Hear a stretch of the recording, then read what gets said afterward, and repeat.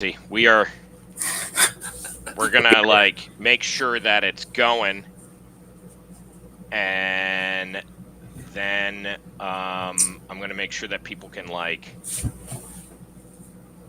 see us.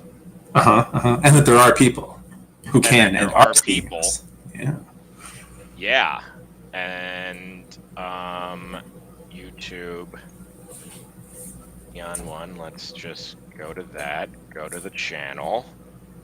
Dream big. We're live because Zoom crashed. Okay. Yep. Okay, we can get it there. Let me just get it to my team.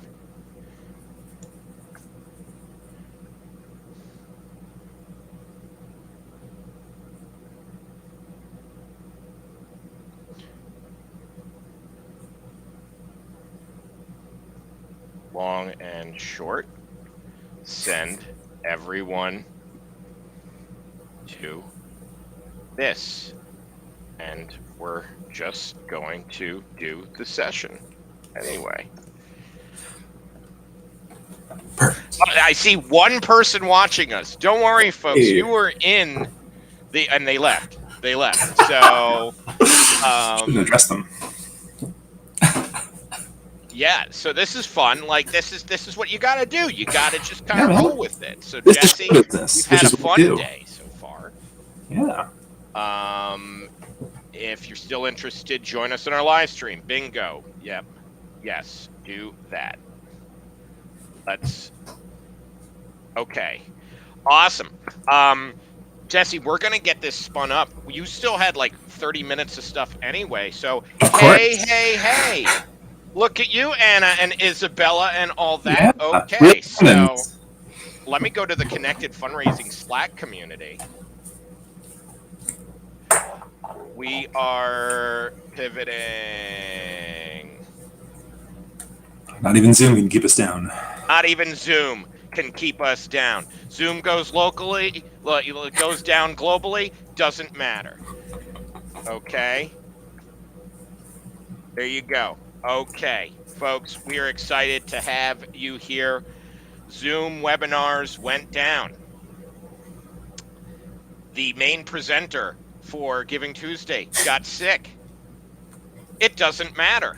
This is how we dream big. It's because you put in processes, you have a good team in place, you have people ready to go, and we're going to continue the event. We're going to do it. So, I wasn't in the first part of the call, but here, have no clue what you missed. Beth, you missed the fact that we are figuring it out. That's what you missed. Welcome to the call. Welcome to the call. So what happened is that we were going to do a live webinar on GoToWebinar or on Zoom webinar. And we had 800 plus people registered for it. And then just when Jesse and I went live, Zoom globally crashed. So we're going to do it. We're going to give it a little bit before the email goes out to all the registrants. So thank you for any patience that you have in watching it. You are watching this in I want to thank Restream for existing, because I was able to get this over in a public way on YouTube. So folks should be able to see that. And then also I threw it at my LinkedIn Live. So we're doing a special event on LinkedIn right now too. So we're going to give it a tiny bit of time to let people acclimate for the fact that if they want to watch things, that's great. I'll do a proper introduction. Jesse, I think what we should do is don't worry about the slides. Let's worry about the insights, okay? So we're going to have a conversation, you and me. Yeah, great. About how to shift from scarcity to abundance, because that's what we're doing right now, right? Those poor people who made those slides. You don't need the slides. We'll get you the slides, folks. Don't worry. We're going to make sure that the slides go up there. But realistically, what an abundance mindset means is that you invest in your core why, and that'll always guide you through. And our core why is giving folks actionable insights and being able to pivot where you need to. And that's what we're doing today. That's what we're doing today. So Jesse, we'll get comfortable a little bit. I'll just confirm with my team. Let me know when that email goes out. Allison, reply to everyone with that URL. Okay, so we are going to, I could see different comments, folks. And I think we'll be able to even see YouTube comments too. If not, sorry. But if you're hanging around on LinkedIn, because that's where I see things are going, we're rocking. We're going to rock it. We're going to talk about how to shift from scarcity to abundance. And a big part of that is understanding why you exist, right? And what generosity even is in the first place. And what generosity is Jesse stepping in when our main presenter got sick, and my team being able to pivot and have us join when, you know, things go down, because that's what's up. So awesome. Cool. It's Jesse, pretty good vamping, Tim. Yeah. What's that? This is pretty good vamping. You're doing a great job. Ah. Yeah. We'll get started like formally in 2 minutes. How about that? I don't even want to look at my inbox because it's gonna be Bummer Town. So I'm gonna. You know what, Tim? Let's use those 2 minutes. I'm gonna see if I can share the slides though, because mostly I'm like these pretty graphs. They're so pretty. They so are pretty. See. Go ahead. Try sharing the see. slides. Try sharing the slides. I think there's a share thing. Go for there it. you are. There you are. Is it working? Can we see stuff? I have to turn it on, but. Oh. Hey! Who can see slides? Who can see slides? Hey, Isabella from Stockholm. You know what? Let's do that. I always start my discussions off, especially given that Giving Tuesday is a global thing.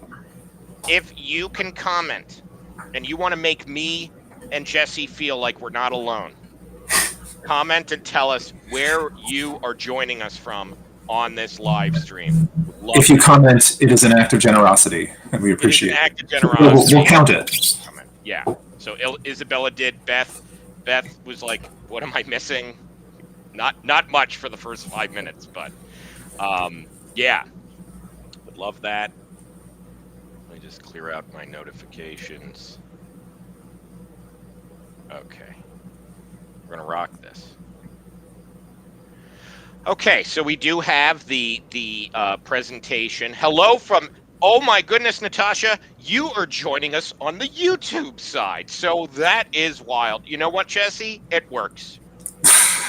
It works. It's magic. So it's internet magic that we did. So you know what? We're going to start the presentation formally. Let's do it. Let's do it. I'm ready.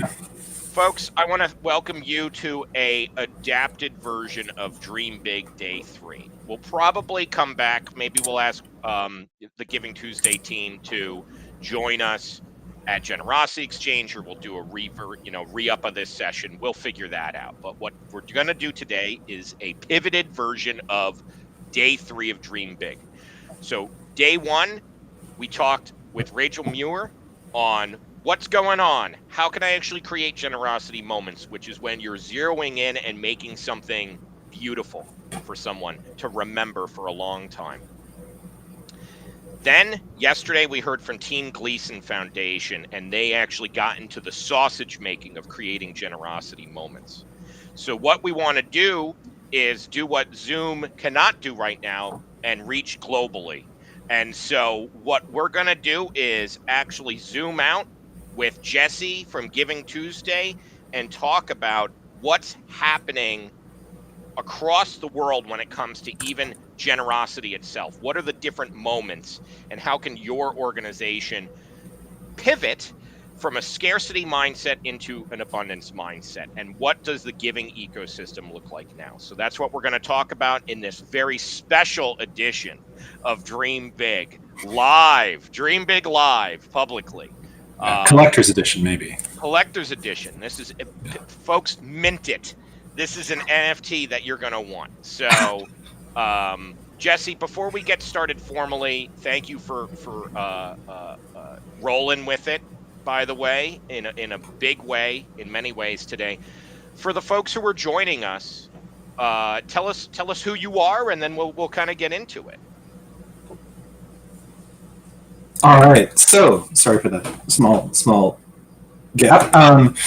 So yeah, my name's Jesse Borns. I'm responsible for technology and knowledge management at GivingTuesday, and also I'm the COO of another organization that works on data infrastructure, the nonprofit sector, called Aja. But we could ignore that for now. I'm here to replace one of the many things that went wrong today. We're here to replace the chief data officer, Woodrow Rosenbaum, who has fallen ill from COVID. So many layers of pivoting.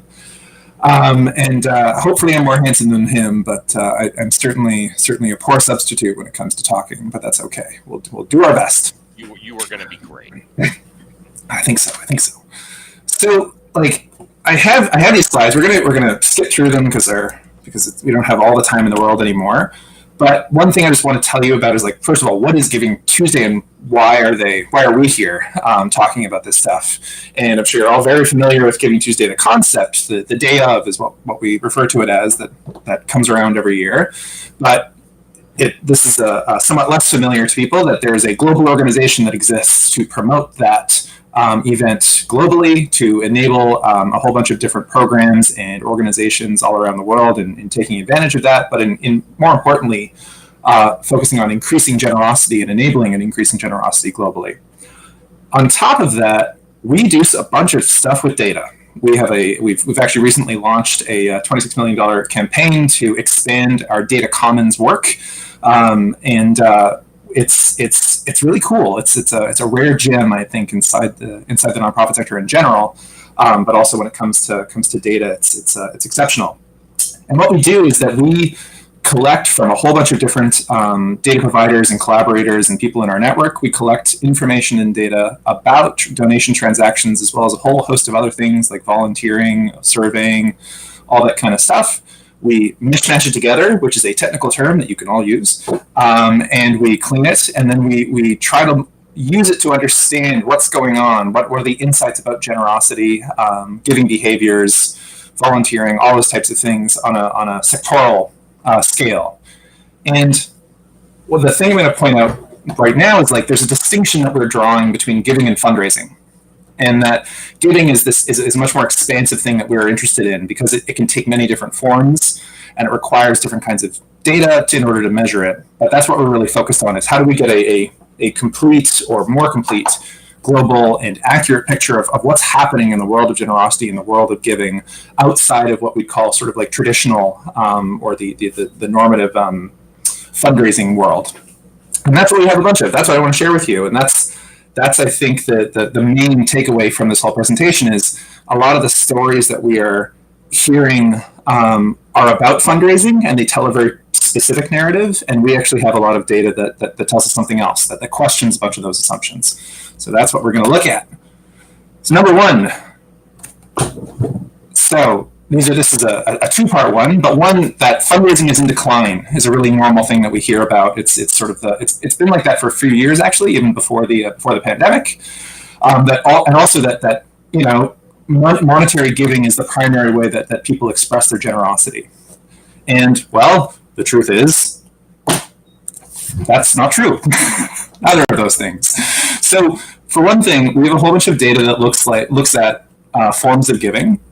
And what we've discovered is that not only is it not money that is the most common thing, it's actually that giving only one way is really, really rare, and that people actually give things and give their time and volunteer a lot more than they just give money, and a lot of them do give in multiple ways. And so that's a really important thing to focus on, that, like, yeah, the way we understand giving, the way we understand the assets and the resources that people mobilize to help the causes they care about, it looks really different, and especially in different areas. So I'll dig into one. Items. So this is really fascinating because it actually changes across different cause areas, right? Like we've gone and pulled out all this information about non-monetary giving, and we can see that how people rank and how much donors give changes depending on the type and depending on the cause area. And so as you do that shift into an abundance mindset, part of that is thinking about what your cause area is, and thinking about the sector focuses that you belong to, and how the different styles of givers, if you want, can be reached in different ways, and that'll matter for your different organizations that you work with, or even just the cause areas in general that you're working on. So another part of this is giving time. So this is volunteering, and like one part of this is really interesting because for the first time ever, we actually have a fairly substantial data set, or data sets, I should say, on volunteering in general. And this hasn't really been part of our core data in the sector, much less for GivingTuesday for a while. But now we're starting to get fairly good looks at what volunteering behavior looks like. And so this graph is showing us the percentage of volunteer signups compared to 2019. There's a narrative out there as well that things are picking up, and that things dropped off because of the pandemic. And what we saw is actually really that's true. You can see that big dip right at the beginning, but that it started to pick right back up again. That things are resuming, and they're actually the growth is trending back towards the pre-pandemic levels. And so there isn't some massive decline that's systemic. It's actually that things are going back to the way that they used to be. And again, I'm more excited about the fact that we're actually able to start showing these types of things, because we've suspected them for a while and found some sort of like indicative information, but here it is in front of us that we're actually starting to see it taking place in the data. And Jesse, on this one in particular, because I find this fascinating, I always focus on kind of that time, talent, and treasure. Right? That's what I've long heard. I remember the head of schools at Sacred Heart, where I used to work, he would talk about that, where it's like our community is time, talent, and treasure. Where is this volunteer data that you're actually getting? Because I think I have a feeling, if I remember correctly, but tell the folks about this, because it's not insignificant in terms of the data itself. Yeah, and so this is partially where my limitations, because I worry about the infrastructure and less about the actual contents of the data. But like a lot of this is coming from volunteer matching platforms. Volunteer Match specifically, our partner there, and it's expanding, and we're working on working groups to get even more of it as we go. It's substantial. It is about looking at the opportunities that are available, the people that are available to do that volunteering, and the signups that happen. So we have actually quite a robust data set. This isn't just surveys, for example. That's the important point I love pointing out about this is there's so much data out there that you end up seeing, and you dig into it, and it's a survey from like 200 people, 300 people. And that's not something to ignore per se, depending on the context. But the reality is that we want to look at actions when it comes to generosity, not just intentions. We talked about this, especially in Rachel's session, is that donors lie a lot. and they say, oh, I don't remember this, I don't remember that. That's the whole point of giving moments, generosity moments, is that people remember the high or a low of an experience and how it ended, right? That's Daniel Kahneman's peak end rule. And so when it comes to these types of things, it's actually best to look at what they did, not what they said. And so keep going. Sorry, I just want to kind of... No, I think it's a really great point, because the way that people understand volunteering is already questionable. Like you going and helping out because you pass somebody on the street, that's a form of volunteering. It's not represented in this data, but it shows that there's a wide gap in what we think of as giving in general, that even volunteering, a seemingly simple concept, can get conflated with formal registration and becoming volunteer with a capital V, rather than quickly signing up to help a local food bank one afternoon kind of thing. Those count. Those are real forms of giving, and they make a real difference. And just to kind of remind, because I know our email to the larger group is actually about to drop. So, Jesse, we might actually see a nice influx of people if we start seeing that number pop up. So if that happens, I might have us pause and kind of catch up, just like how Beth was like, what's going on here? Like, I want to do the same thing for folks if they start doing that. But let's keep going. If the number jumps up significantly because folks are getting the email, we still have a lot of great time for conversation. Yeah. Interrupt me, Tim. Oh, I love being interrupted. You know it. Keep going. All right. So, the next type that I want to talk about is advocacy. And And again, this one's actually really tricky because how you define advocacy is again just same thing as volunteering is hard to know about. But this one's even more so than talking about giving items. Participating in advocacy is something that's really mediated by the cause areas that you're talking about, because it's so personal. It involves somebody caring passionately about a cause, wanting to make significant change in it. But there's 35% of the people that are present in our data sets actually engaged in some form of advocacy, which is really it's higher certainly than I would have thought, but it's significant. And so this does come from surveying data, and we deploy a whole bunch of different kinds of surveys regularly throughout North America, and looking into other places soon as well. Again, it's more substantive because it's ongoing regular surveys of fairly large numbers. So these things are representative. Again, they're survey data though. And yeah, I think again it's just notable that there's this many people. We have these numbers of people who are participating more than once, being fairly significant. And then the other part is just these causes. And again, this is more for your curiosity, because and one thing to note. We'll be sharing the deck. Don't worry. Yes, folks. don't worry. We'll be sharing the deck. One thing to note is, like, when you look at these cause areas, this is obviously going to be affected by the people who actually respond. And one thing that's really interesting is just the forms of advocacy that we're able to measure. A lot of that will tend to be online. That reduces the barriers for somebody to participate. And so a lot of the cause areas actually trend towards younger demographics and the types of causes that they care about. But all to say that engaging with those demographics and engaging with those cause areas, again, that there's a different strategies that will work in different places and different approaches, not even that will work, but that are necessary, I would say, if you're trying to work in those spaces. And this data can help us understand those things and see the opportunities that we wouldn't normally see if we were looking at it from a, sort of like flat sectoral lens. Well, and I think it's interesting as you're kind of shifting into the assumption slide, and I have a feeling we might be joined by some new folks soon. Okay.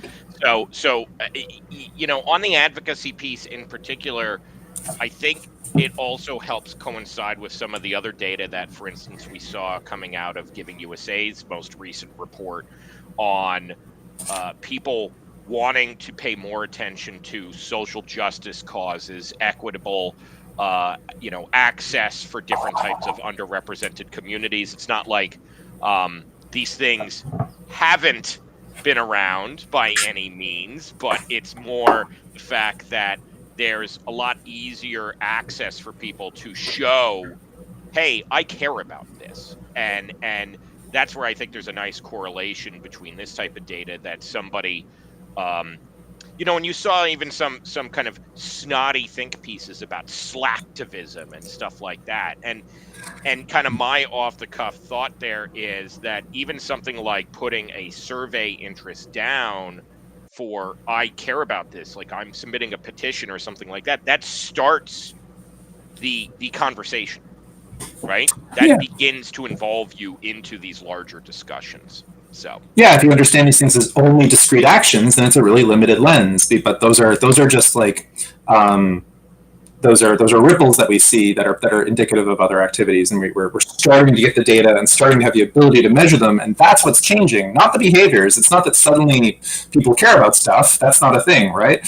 People have always cared about things, but our ability to understand and measure them is changing, and it's changing how we understand, again, some of those assumptions and dominant narratives that have been in this space for a long time, that they're now necessarily not as real as we thought they were.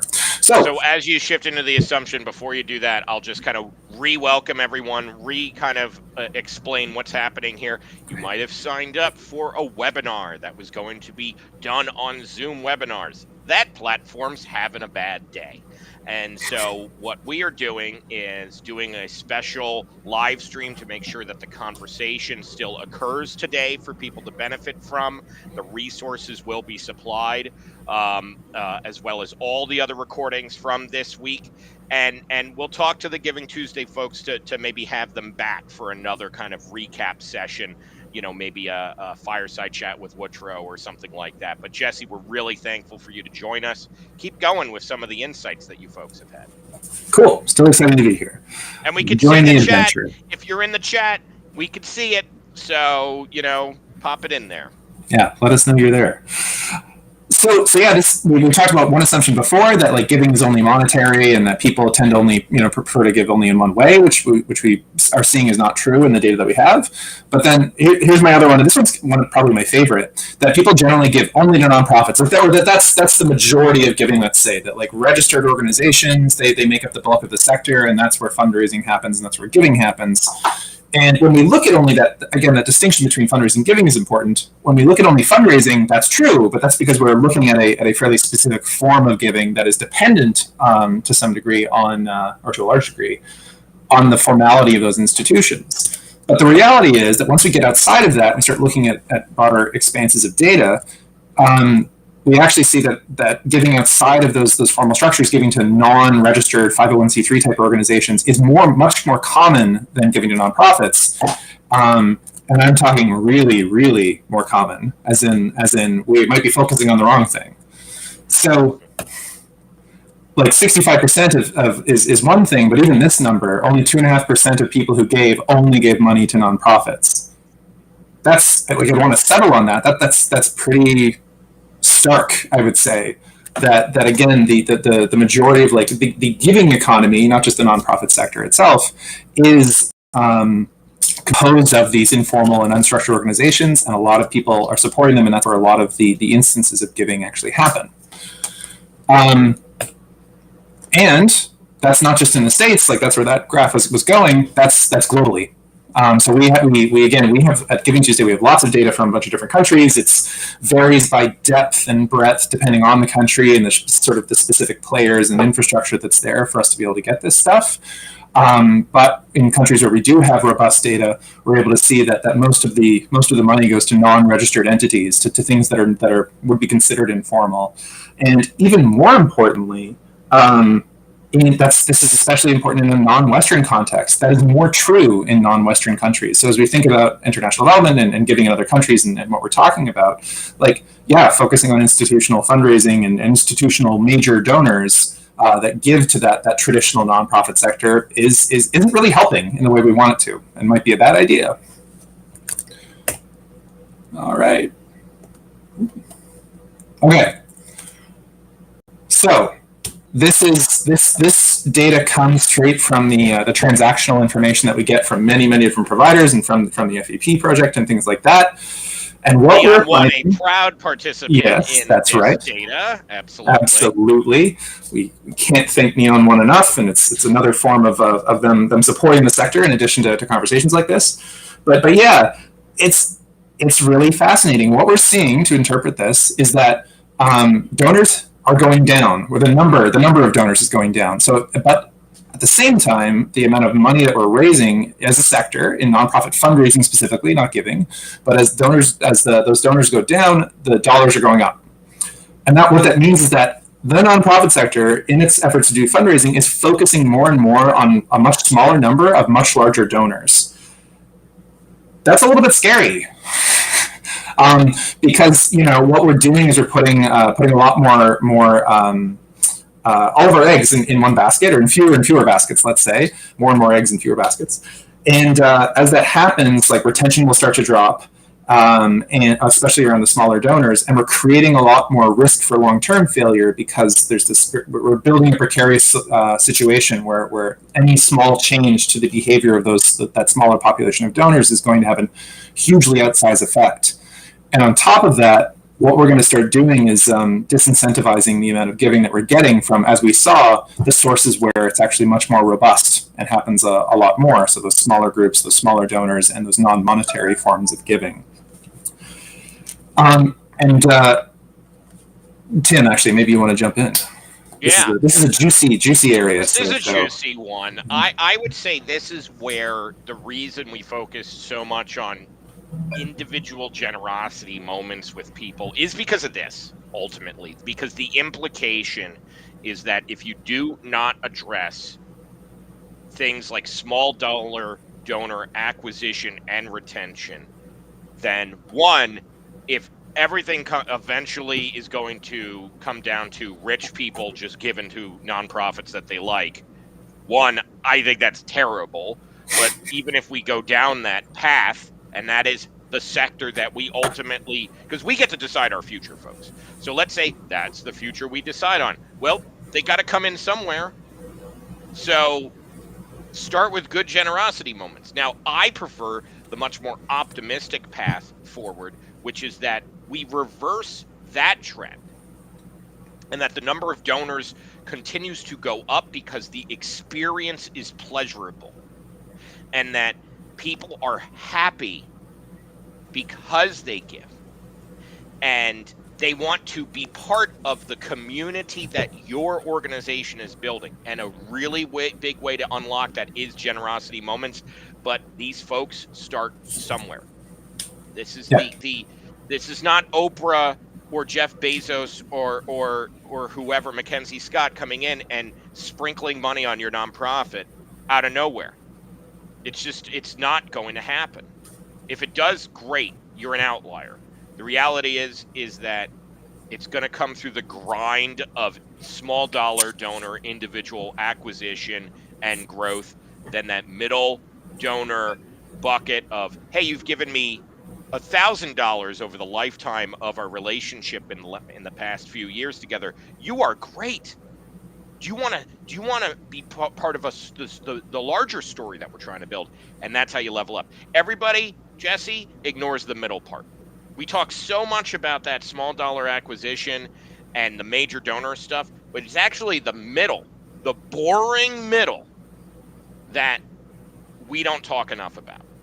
Mm-hmm. So yes, I do have a lot to say on this topic, and thank you folks for joining us on today's special live stream edition of Dream Big, Zoom Screwed Up. Yeah, I think about the focus on larger donors as being like lottery thinking, right? Like your strategy is to win the lottery. You're like, is that a good strategy? I don't think so. And again, that's a fairly hyperbolic way to think of it, but still it comes with significant trade-offs and risks, and that's something that we need to be very aware of. I think the other thing to point out that isn't in this slide, but something that we're very aware of, is that the smaller nonprofit organizations in this are actually dropping out of the data, the fundraising data itself. They're reporting less and less, and that's a really big problem too, because we don't actually know what they look like, and that's just a sign of attrition on using the different kinds of tools, and also some of them frankly disappearing. But it's creating again more risks to the structure of the sector, let's say. And I can say internally. And here, the numbers are popping up. Jesse, I think the email finally hit the inbox, so we might need to do an extremely tight, maybe extended version of recapping. I think if we live in this slide for people who are joining us in a way that's going to be fruitful. So, again, if you are just joining us, you might have gotten an email saying that the Zoom platform, turns out Zoom all across the board, it wasn't even just webinars, it was a bunch of stuff. In Amazon, it's a bad internet day, folks, but it's a good day for live streams with Tim and Jesse. So we're joined by Jesse at GivingTuesday. We're going to be doing a special we've been doing a special conversation on some of the insights that they've had from the email totally just hit. So if you're just joining us, we're talking data and we're talking how to shift from a scarcity mindset to an abundance mindset. And so if you've been sticking with us the entire time, we've gone through a bunch of different stuff. If you're just joining us, you're hitting at a perfect time to have that conversation, because ultimately what we're seeing, a lot of large dollar donors are starting to drive the conversation, and that is not a good thing when you get down to it. So Jesse, kind of let's take it from there. Let's almost not start fresh in a way, but if for folks who are just joining us, what do you want to say to them? Yeah, let me give you my the recap of the hot takes kind of thing. So at the outset of this, Yeah, exactly. At the outset of all of this, I made the distinction that we make at Giving Tuesday, with all the data that we collect and all the research that we do, that giving is actually not in decline, because we differentiate between the concept of giving and fundraising. Fundraising being the thing that the nonprofit sector does, where it goes after donors and institutional donors, and where giving is a much broader concept that involves money, but also involves other forms of giving, like volunteering, like time, like giving items, frankly, and donating items. And that actually there's a lot of different forms of that, and it's not in decline. The opposite, it's growing, and there's a lot of opportunity out there that the nonprofit sector and we in general are kind of ignoring. And any kind of fundraising declines, not giving declines that we see, they're not really due to any kind of drop in like pro-giving sentiment. They're actually people love giving. They love to give a lot. And actually, that was going to be one of my next slides, so I'll just show you. Like people are excited to give. It's that they don't give only to nonprofits. They give to many organizations that even are informal, and to individuals and people that they want to help. And then also, just stay on this slide, that there are many opportunities for organizations and for fundraisers to diversify where they're targeting, to increase both the money that they receive, but also to increase the participation of their different stakeholders in the work of the organizations. So that should include grassroots style givers. Like Tim was saying, it needs to include the middle, but it also needs to include other giving types, and be adapting those giving types and those strategies to the different cause areas that are going to make the most sense to them, where giving items matters more for certain kinds of cause areas. So it's kind of like, again, this sounds really obvious, but like you need to mobilize people along the lines where you're actually going to engage them for who they are, and if your different audiences will respond to different things. And I think the only other thing I would say is, like, again, we have lots of data. This stuff is not opinions anymore. That's what this whole our look back report that we recently launched, with all of this data from groups like Neon One and others. This is painting a fairly inescapable picture for us of what giving actually looks like, which is very exciting. There's more insights to come, kind of thing. Yeah. How's that, Tim? Did I miss anything? Good. It's good. I mean, ultimately, if we as a sector define generosity solely as financial, then people are going to find other ways to show their generosity. And it's not going to be to your nonprofit. Kind of rule number one is you focus on people, not their money. That's where you start. And the way that you do that is you can unlock things through the experience that people have. Just to kind of show that we're still here and we're still alive, can I get some comments in the chat just to make sure that that's working? What are you worried about when it comes to kind of how to shift out of a scarcity mindset toward an abundance mindset? Because would love to kind of hear. We'll share the slides, Jesse. Let's get into a conversation, because we're hitting the hour point that people probably set aside for us. Mm-hmm. So how about I if you don't mind, I'm going to turn those off. Do it. And you and I are just going to chat for a little bit. We're going to extend over. We're going to share the slides, but would love to hear if anybody is in the chat right now. We're having a chat with Jesse from Giving Tuesday on how to shift from a scarcity mindset to an abundance mindset. And the first step is by focusing on people and that they're people. They're not ATMs, because they hate it if you do it that way. Yeah, you're looking at approach where your value is only in your money. Yeah. And what's some of the other interesting, maybe folks, just because I don't want to, I want to make sure that we have folks who join us and get something out of this that's useful. We'll stay on a little bit past. We're going to have a conversation with the Giving Tuesday team on how to make this up as well. We really appreciate those of you who have been with us for the past 40 minutes, or even just the past 4 minutes, and understand that, Zoom and tech can sometimes get in the way of making connections. So we're really appreciative of your time for staying here.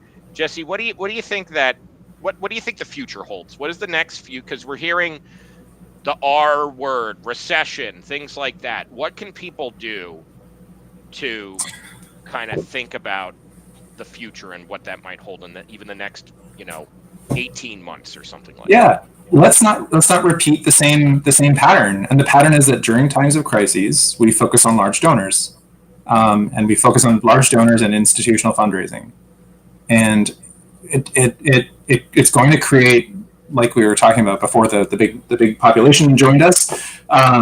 It's going to create a lot of unsustainability in the sector. It's going to create conditions that we don't like. It's going to create a lot of precarity for the institutions that rely, or the organizations that rely on that kind of fundraising. And what we want to be focusing on is resilience, especially as if we're going to go into a recession. And again, that like I'll repeat some of the numbers from before, that the vast majority of people don't give only money, and they don't only give in one way, and they certainly don't only give to nonprofits. So more people give items than they do give money. More people give at least money and another way than any single use any single giving type. And only, what was the number? 2.5% of people give to a structured 501c3 type nonprofit, and that's true in the States, but even more true in non-Western contexts. And so, yeah, that's I think the smart future that we want is that people are thinking about engaging with people in a whole variety of different ways, not just to beg them for cash, but to see how they can be engaged in the mission. And that will also create cash for them, but it changes the way we want to engage them. I think that's well said. I also have been told that you have to like sign in for comments stuff, so I'm not going to sweat that. So, Jesse, I think what we'll do is, it's that 2 o'clock Eastern time, and I know that my team has communicated with everybody. What's fun is that this whole conversation will actually re-render into something that people can watch on demand today, right? So if you missed things in the recording, we're going to get everything kind of collected up for people, but this actually is going to be live probably sooner than everything else that we've done. So, Jesse, kind of any final thoughts for people before we sign off for today? Mostly just thank you for those of you who made it through this gauntlet of different platforms and things going wrong. And yeah, we were excited to get the chance to do it, and looking forward to having more chances, hopefully, to share some more of this information. We have a really cool report that this is all derived from. All this information is in there. The look back report that, again, Tim's helped on as well, that a lot of people have contributed to, and you should go read it. And there's a lot of more insights where those came from, I guess, is the point. We will absolutely share that. I'm even getting folks who are excited for the slides in our Slack community for connected fundraisers. They were able to join in and actually follow along. See, that's a benefit, folks. If you join the Slack, you know quicker than anybody, probably even my own team, in some ways, what the hell I was actually thinking about shifting to a live stream. So joining our Slack community has benefits. So Jesse, I want to thank you again for joining us, folks. We're gonna talk to the GivingTuesday team about making sure that we have another conversation. Maybe we'll look to something like Dream Big, or have you folks back later in the year, so maybe we can get a little bit more data. Actually, I think that might be a good idea. And I know that report, if you folks haven't seen it, one other final tidbit from the report. For you fundraisers out there, about, I believe, 40% of people, respondents, indicated that they were making their gifts not because of a specific appeal, that they were doing it based off, if I'm remembering that part right, Jesse, and maybe that's one of those specific tidbits that you're like, yeah, man, is people were responding to just wanting to give, but not necessarily that they got something in the mail or even an email. It's because they had a connection to the organization and said, oh, right, you know what? I remember Team Gleason. I just saw them on that webinar of Neon. I've been planning to give them, so I'm going to go and give to them. Boom. It happens more often than not the majority of time, according to the data, but it happens a lot that if you make it easy to give and open up that community where people feel welcome to give, they're going to do it, and they're going to do it in multiple ways. Volunteering, advocacy, and financially. Jesse, I think that will conclude us for today's absolutely wacky. It was a fun adventure with you. It was a fun adventure. Thank you for rolling with the punches, and thank you to everybody who watched today. We're going to make sure to get all these great resources up to you. And I had like a big announcement about Generosity Exchange too that we were going to be doing. So guess what? I know that platform's going to be good. We're not relying on Zoom for that. So look out for Generosity Exchange news. Massive stuff. Dozens of speakers, 2 awesome days, 19th and 20th. And it's going to be great. So you're going to get a lot more of insights like this at that event. So be on the lookout for that early in August. We're going live with that soon. Jesse, sign us off for today. Give us the final word. Take care, everyone. Again, good luck. And yes, abundance is the right word. Abundance. Yeah. All right. Okay, thanks. Thanks, folks. We did it.